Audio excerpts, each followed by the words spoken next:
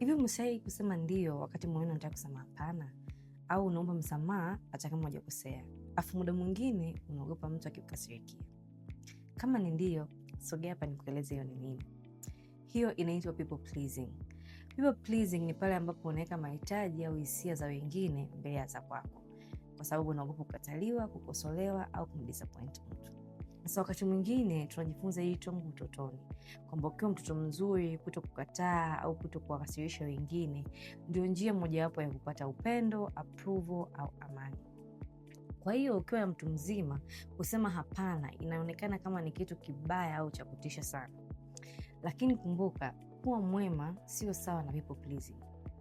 Unaweza kuwa mtu mwema lakini bado ukawa na mipaka na ukaweza kusema hapana. Unaweza ukamjali mtu na bado ukaweka hiyo mipaka. So next time unataka kusema ndio, jiulize, ninasema ndio kwa sababu nataka au kwa sababu ninaogopa kusema hapana?